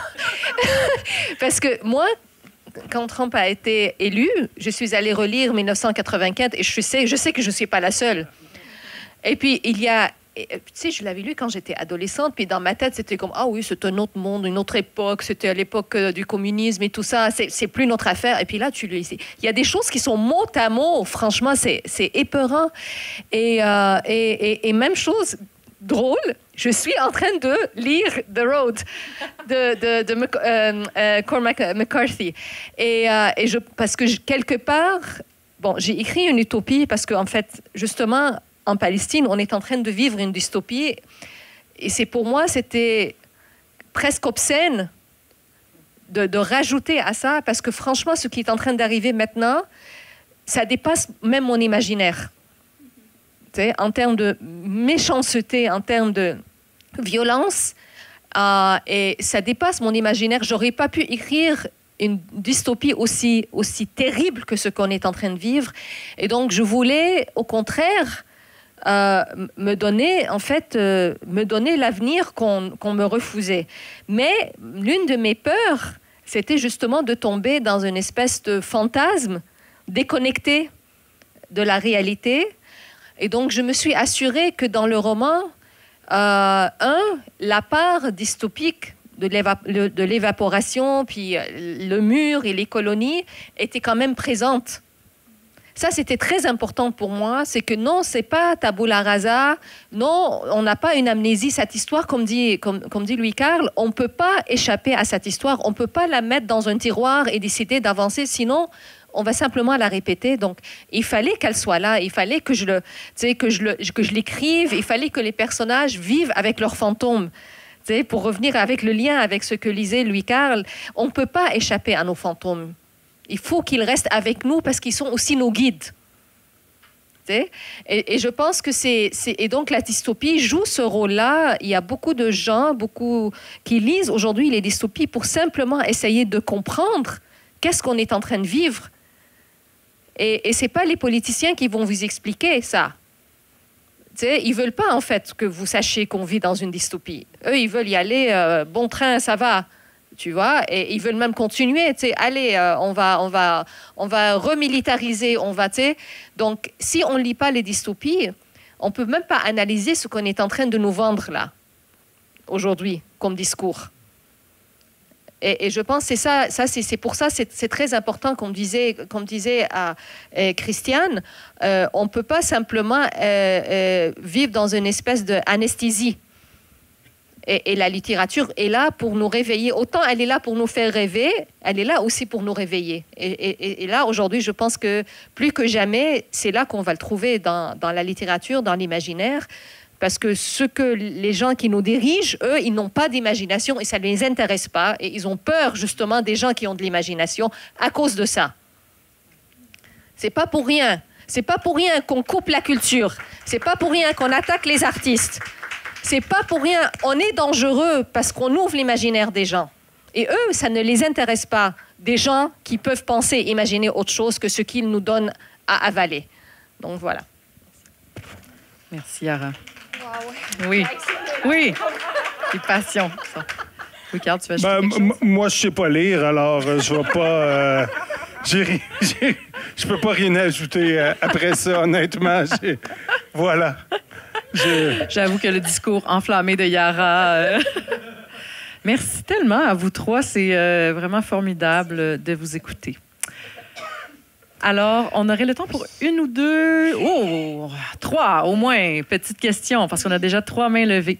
Donc, je vais laisser la parole à ma collègue Fidélie. Oui, je suis avec la première personne que j'ai vue lever sa main. Merci à vous trois. Vous êtes très généreux, généreuses. Ça fait du bien, en fait, de parler d'utopie sans qu'on se sente naïf. Aujourd'hui, je trouve que réfléchir le futur en dehors de la fin du monde, c'est un geste de résistance humaniste. Et je pense que les utopistes doivent redevenir cool. Ce qui ouvre les cœurs, c'est l'étonnement. Et l'étonnement ne se trouve plus dans la dystopie, parce que la dystopie, elle est permanente. Ce qui étonne et ce qui ouvre les cœurs, c'est l'imagination et le désir de voir qu'il peut y avoir d'autres choses. Il y a une posture de résistance là qui est de l'ordre de l'activisme, peut-être de résistance ou du futur. Je m'égare, je suis pas bref et je suis pas dans le sujet, mais je me... Dans le sujet quand même, mais voilà. On va prendre la question. Il y a plein d'auteurs de science-fiction qui appellent à la mort du cyberpunk, parce que le cyberpunk, c'est la promesse que le futur de l'humanité, ça serait dans l'accouplement avec la machine. Mais on se rend compte que présentement, ceux qui ont en main ce futur-là, c'est Elon Musk et Meta, et c'est pas le futur qu'on veut. Donc, on appelle à la mort du cyberpunk, parce que c'est une logique capitaliste extractiviste. Donc, on appelle au biopunk, c'est-à-dire de refonder les structures humaines, sociétales, à travers la contemplation de la nature et des systèmes de la nature. Ma question, c'est de l'ordre de la colonisation de nos imaginaires. On parle de l'imaginaire comme d'une arme. Mais que se passe-t-il dans une époque où est-ce qu'on est constamment colonisé dans nos imaginaires par des stories, par Instagram, par de la publicité constante, par des gens qui nous disent que l'histoire, c'est ça qui est arrivé? Comment qu'on fait pour trouver des fissures? Merci beaucoup pour la question. Il n'y a pas de réponse facile à ta question, mais moi, en tout cas, Bon, je me concentre sur ta question et non pas sur ton introduction, sur le prélude, parce qu'on pourrait en jaser très longtemps aussi. C'est fort intéressant, mais je dirais juste que je pense que c'est important de diversifier nos imaginaires pour être capable de rêver le possible. Et malheureusement, les algorithmes nous rabâchent toujours les mêmes choses, nous ramènent les mêmes histoires et nous poussent vers les extrémismes. On le sait, c'est en nous faisant réagir qu'ils font de l'argent. Et nous faire réagir de bonne heure. Ça a l'air que c'est pas aussi payant, on réagit pas aussi farouchement ou que quand on nous fait fâcher. Donc, je pense que c'est important. Moi, je reviens aux enseignements des anciens, la notion d'équilibre. Et c'est ça qu'on a perdu. La vie, c'est une danse. C'est l'ordre, c'est le chaos, c'est ce qui a créé notre monde. On doit revenir à cet équilibre-là. Ces machines-là sont faites pour... On gruge notre temps, en fait, hein, c'est ça. C'est la machine capitaliste qui a trouvé une façon de gruger notre temps et ce faisant notre imaginaire. Tu as tout à fait raison. Moi, on nous feed, on nous nourrit sans cesse de choses. Et c'est de trouver... En même temps, on peut l'utiliser pour rêver d'autres choses, mais c'est une question d'équilibre à la base. Et c'est ça qui est très difficile, vu que l'ensemble de ce système-là a fait de nous des junkies. On le sait, il est programmé comme ça. On est des junkies informatiques. Mon amie Christiane qui s'était sevrée. Oui, ben moi, je me suis sevrée pendant 6 mois des réseaux sociaux. Oui, ben en fait, j'ai l'impression que, en tout cas pour moi, puis c'est une réponse très, très personnelle, mais qui est aussi un peu dans l'engagement de toute ma vie en ce moment, c'est que moi, j'ai l'impression qu'on a besoin de faire une espèce d'aller-retour entre l'action et la réflexion dans tout ça. T'sais, on a beaucoup parlé ce soir des livres, du pouvoir de l'imaginaire, tout ça. Parfois, je pense que le danger, c'est qu'on se complaise un peu là-dedans, qu'on se dise, ben, tu sais, j'écris, je réfléchis, nanana, puis c'est assez. Moi, la façon que j'ai trouvé de résister à ça, parce qu'on vit dans des sociétés où on est tellement comme occupés, on a tellement de choses à faire, on n'a tellement pas de temps. Moi, j'essaie dans chacun de mes actes de réfléchir puis de faire selon ce que je voudrais, puis c'est parfois très difficile. On parlait tantôt du statut d'artiste. Moi, par exemple, je travaille à mi-temps pour pouvoir être artiste. C'est très romantique, mais c'est aussi très difficile. C'est une grande précarité, bon... Tu as besoin des fois d'en parler avec d'autres. Fait que moi, je pense que juste déjà dans sa vie, dans son travail, je trouve c'est un lieu où on peut beaucoup avoir d'impact, puis essayer des nouvelles choses, puis tenter des choses, puis en discuter avec d'autres. Puis moi, c'est comme ça que j'essaie de le faire, cette sortie-là en dehors de l'espèce de dystopie permanente dans laquelle on vit. Et je vous confirme que sortir des réseaux sociaux pendant plusieurs mois, ça fait du bien. Veux-tu ajouter quelque chose, Yara? Non, je pense que j'ai bien répondu. Mais ralentir aussi, puis ça, en tout cas, c'est pas tout à fait ça que tu dis, mais c'est ce que j'entends, parce que j'entends toujours ce que je veux. Mais cette idée-là de ralentir aussi, c'est un acte de résistance aujourd'hui, de juste dire ralentir, de revenir à un temps humain, pas au temps de la machine. La machine, elle va toujours de plus en plus vite. Mais en tant qu'humain, on a notre propre temps. Prendre le temps de tisser des liens, de parler ensemble, de renouer. Ma conjointe a dit que je suis un peu débile. Elle a probablement raison, mais moi, je m'ennuie de la pandémie. Moi, j'étais bien pendant le lockdown. Honnêtement, là, le fait que tout ralentissait, qu'on ne s'attendait pas à ce que performer, production, ça me rend fou. Puis cette accélération du monde-là, qui vient en bonne partie de la machine, on doit la refuser, je pense. On doit la refuser. Il n'y a pas un politicien qui ose dire ça. Quand c'est rendu, même au Parti vert du Canada, on n'ose pas... En tout cas, je n'ai pas lu leur dernière plateforme, mais je me rappelle l'autre élection précédente, Mme May, elle n'osait pas parler de décroissance. C'est la croissance, mais autrement, la croissance, mais écologique. Non! Non, on peut plus juste aller plus vite. On a besoin de décroître. En tout cas, moi, j'ai besoin de décroître. Puis, incidemment, je pense que j'ai commencé à rapetisser aussi, mais ça, c'est l'âge. Une autre question ici. Bonjour, je suis vraiment ravie de vous écouter et la table ronde était passionnante. J'aimerais beaucoup vous inviter, Julie y compris, à revenir la faire en France dans mon festival Hypermonde. Il y a 2 ans, on avait fait l'utopie pendant 2 jours, c'était notre thème, et on pense faire le pouvoir l'année prochaine parce que ça nous semble important dans ce moment. Pouvoir et contre-pouvoir. Mais pour aller plus près de ce qui m'intéresse, vous avez parlé d'Ecotopia et en fait, moi, j'ai le sentiment, la réflexion que j'ai, et j'ai assisté à une table ronde sur le sujet avec Bordage, Lehmann, Dufour, c'était vraiment intéressant, c'est que l'utopie politique, c'est pas notre genre à nous, c'est pas de l'utopie littéraire. C'est ce que défend Alice Karabédian dans Utopie radicale. Et en fait, je me dis qu'il y a un problème de définition parce que dans nos utopies, il y a aussi de la dystopie, il y a de la contre-utopie. On s'amuse et on mélange. De toute façon, par définition, en tant qu'auteur, on rentre pas dans les cases et dès qu'il y en a, on les bousille.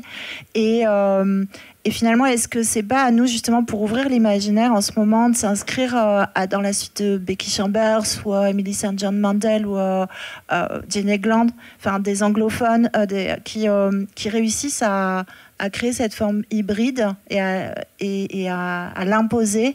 Peut-être que nous, en francophonie, il faudrait qu'on fasse des pactes, on travaille ensemble pour dire non, on ne fait pas de l'utopie comme on l'a défini depuis Thomas More et c'est pas ce qu'on veut faire en fait. C'est pas tout bien ou tout mal pour justement pouvoir proposer des choses intéressantes. Qu'est-ce que vous en pensez ? On fait ce pacte, on pourrait l'appeler le pacte Ursula. Je pourrais peut-être m'avancer un petit peu là. Merci beaucoup. Donc moi, pour ce roman, j'ai fait comme mon devoir. Je suis allée justement lire toutes les utopies genre classiques. Et en commençant par Thomas More. Et fait intéressant, Thomas More, quand il a écrit son utopie, en fait, il se nourrissait de toutes les histoires qui venaient de ceux qui allaient dans le Nouveau Monde. En fait, dans sa tête, il avait les peuples de l'Amérique du Nord. Donc, mais j'ai compris très vite que, en fait, ça m'ennuyait, ça me limitait et que c'était souvent, il y avait un fond très moralisateur qui m'emmerdait. Et alors, ce que j'ai fait, j'ai commencé à essayer de chercher dans d'autres littératures, dans des utopies, disons, non occidentales. Et j'ai compris très vite que même le terme, ça me limitait. Alors, je suis revenue encore plus loin, et c'est peut-être un peu ma déformation d'anthropologue, à aller relire les mythes fondateurs. Donc, je suis revenue, en fait, à la littérature première, qui sont les mythes fondateurs, les mythes d'origine. On parlait tout à l'heure de la femme tombée du ciel. Je suis allée lire les légendes. Je me suis mise à lire tout ce que je pouvais trouver sous la main sur les mythes dans les différentes cultures des Amériques, des premiers peuples des Amériques, les mythes africains, différentes cultures africaines, et les mythes mésopotamiennes, donc dans ma région d'origine, les mythes canaanites. Et c'est là où j'ai trouvé des choses vraiment qui m'inspiraient et qui me permettaient de sortir de ces cases-là. Donc, j'y réfléchis plus en termes de genre ou de catégorie. Je me suis posé la question comment les différents peuples du monde imaginaient justement le monde tel qu'ils voulaient, dans le monde dans lequel ils voulaient vivre. Okay? Et c'est là où tu trouves justement la notion, par exemple, du buen vivir chez les autochtones de l'Amérique du Sud. Et le rapport au vivant revenait constamment. Et finalement, mon roman s'est inspiré très peu, à part Ursula Le Guin, que j'adore. Elle est partout dans mon roman.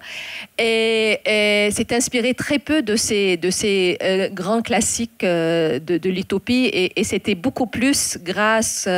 je suis revenue à la mythologie grecque, je suis revenue à la mythologie mésopotamienne, je suis revenue aux différentes mythologies africaines. C'est là que j'ai trouvé mon inspiration. Vous voulez ajouter quelque chose? Bon, moi, je signe pas de traité, honnêtement. Là, les packs, tout ça. J'ai appris... Il faut apprendre. Que je disais tantôt, c'est important d'apprendre du passé. Moi, je signe rien. Par contre, je suis d'accord avec vous sur un point.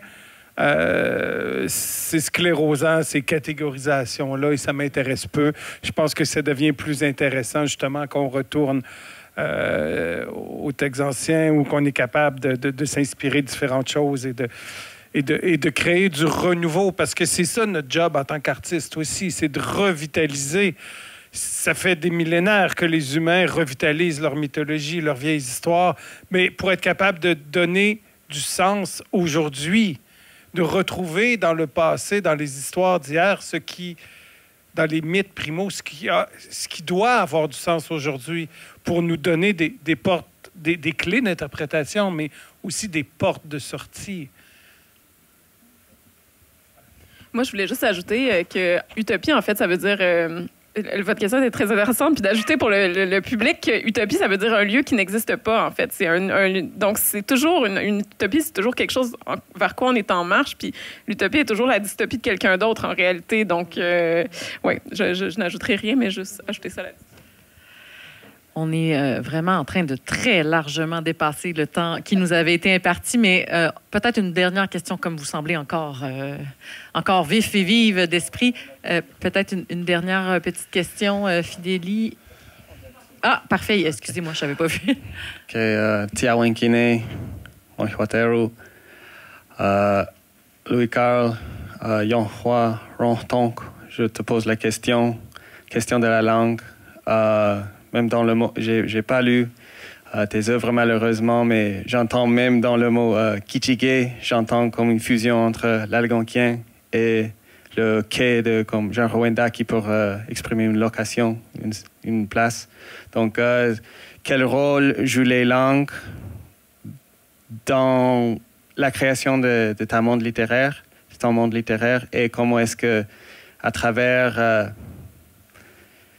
même, et je détecte aussi un enjeu pour les autres autoristes aussi, comme l'arabe palestinien qui est en danger maintenant, le français contre l'anglais aussi, pour tout le monde. Comment est-ce que vous défendez les langues à travers vos écritures et comment est-ce qu'on peut aussi vous suivre dans cette démarche? Merci. Merci. Tiawankina, pour ta question. J'utilise davantage la langue en poésie, je te dirais, que dans ma prose. Je pense que tu as bien détecté le fameux kitschike, hein, donc le kitschy des langues algiques. Donc la puissance ou le grand ou et le quai ou le guet du Wendat ou des langues iroquoiennes. Donc là où il y a de la puissance, mais en même temps, c'est l'idée du kitsch. On peut le prendre à 3 niveaux, hein? Aussi l'idée de là où il y a du kitsch. Donc il y avait vraiment ce jeu de mots-là derrière. Dans l'univers de Kitschike, par contre, comme c'est un univers inventé, et que la nation est inventée, j'utilise pas les langues et c'est tout un défi, on pourra en parler longuement, d'inventer une nation, puis un village dans lequel tout le monde doit se reconnaître. C'est particulier. Par contre, en poésie, pour moi, c'est extrêmement important. Je l'utilise de façon systématique. J'ai eu le privilège, en tout cas, ça a donné comme ça, d'avoir publié un recueil, peut-être le premier à publier un recueil de poésie avec de nombreux poèmes en langue Wendat standardisés, ce qui n'avait pas été fait avant avec Les visages de la terre. Et pour moi, c'était fondamental que même... Et j'irais même plus loin que ça. Les poèmes en Wendat ne sont pas traduits en français. Et d'ailleurs, ce qui est en français n'est pas en Wendat, pour une raison très simple. Je me suis tellement donné de travail, c'est tellement été ardu que je ne vais pas aller donner la réponse toute faite après aux gens. Et de toute façon, ça ne devient pas intéressant. Moi, ce que je trouve intéressant, c'est que... Et je crois fondamentalement que chaque langue a le droit de citer, que c'est fondamental, qu'il y a une beauté dans chacune des langues, et non seulement une beauté, mais une sagesse. Quand je disais on a besoin des Palestiniens, on a besoin que la Palestine survive, on a besoin de la sagesse, on a besoin de la langue arabe de Palestine, parce qu'il y a une sagesse humaine à travers les âges. Tous les peuples sont aussi vieux les uns que les autres. Il n'y en a pas des plus importants que d'autres. On est tous aussi évolués, on évolue de façon différente. Et il y a des clés, des trésors dans la façon que la langue a évolué, des conceptions qu'on a besoin. Et toutes les langues ont le droit. Moi, je suis très fier de participer à la vitalité de la langue française en Amérique du Nord de par mes écrits. Ça me fait plaisir.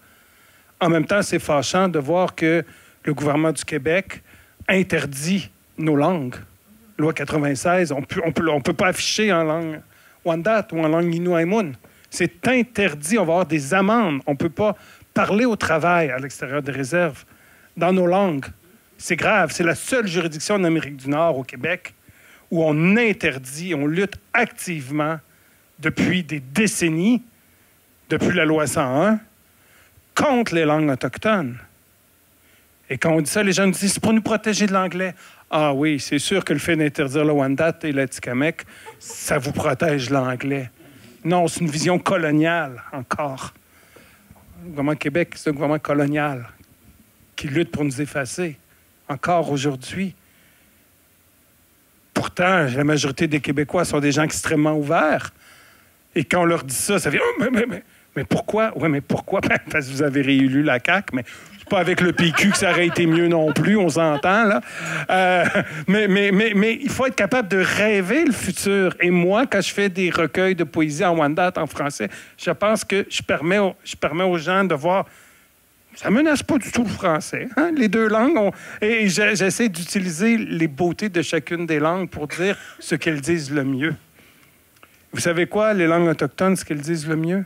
C'est des langues de relationnelles. Parce que le français ou l'anglais, les langues occidentales en général, sont des langues qui travaillent dans l'absolu. Ça n'existe pas chez nous, ça, l'absolu. Ce sont des langues relationnelles. Je vais encore recycler, c'est très positif le fait de recycler, hein? On parle justement d'utopie et tout ça. Donc, et d'écologie, mais je vais recycler mon exemple, mon fameux exemple du prêtre des Jésuites qui essaie de nous évangéliser avec un concept étranger d'une religion d'un père patriarcal. Une religion patriarcale est tellement non naturelle. Et on essaie de nous dire au nom du Père, du Fils et du Saint-Esprit. Mes ancêtres qui la regardent. Mais... Quand tu parles du Père, tu parles de ton Père? Mon Père? De quel Père? Dis non, le Père. Le Père. Son Père. Ça n'existe pas un Père ou le Père en Wendat. Puis dans les langues autochtones en général, à mon humble compréhension, je comprends un peu l'Atikamekw, là, mais c'est très, très limité. C'est-à-dire que c'est des langues... Parce que le Wendat, c'est une langue relationnelle. Le père, il est en lien avec quelqu'un. C'est soit mon père à moi, ton père à toi, son père à elle, leur père à l'eux deux, notre père à nous, exclusif, c'est-à-dire pas le vôtre, ou notre père à tout le monde. Comprenez-vous? Ça n'existe pas un père. Alors, dans les langues occidentales, on a perdu ces relations-là. On peut dire des choses abstraites qui n'ont aucun sens dans la réalité, qui ne sont pas groundées dans le réel. Alors, finalement, je vais finir, finalement, ils ont retourné à Rome, puis ils se sont bien destinés, puis finalement, ils sont revenus en disant, on le sait comment on va dire ça. On va vous l'expliquer. Notre Père à nous tous, son Fils à lui, et leur Saint-Esprit à eux deux. C'est comme ça qu'ils ont dit en Wendat. Voulez-vous ajouter quelque chose, Yara, Christiane? Ben, on va finir là-dessus, hein? On peut pas finir de meilleure façon. Yarel Gadban, Louis-Carl Picard-Sioui, Christiane Vadnet. Merci infiniment à vous trois. Ça a été formidable de discuter avec vous et de vous entendre. Merci vraiment à vous toutes et tous pour votre présence et votre Julie Veillette, quand même. Merci. Oui. Merci, Louis-Carl. Merci infiniment à Espace de la diversité, notre précieux partenaire, pour cette, encore une fois, formidable collaboration. Merci d'avoir été là et une très bonne soirée à tout le monde.